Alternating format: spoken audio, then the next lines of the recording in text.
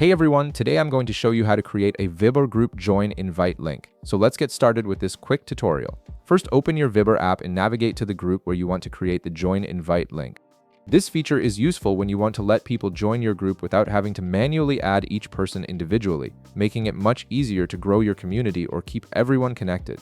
Once you're inside the group, look at the upper right corner of your screen.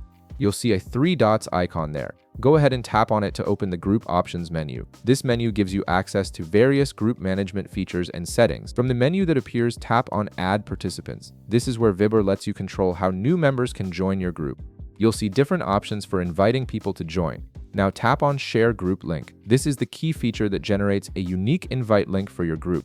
This link allows anyone who has it to join your group directly without needing your approval each time, which is perfect for public groups or communities where you want easy access for new members. And there you go, you now have your group invite link generated and ready to use.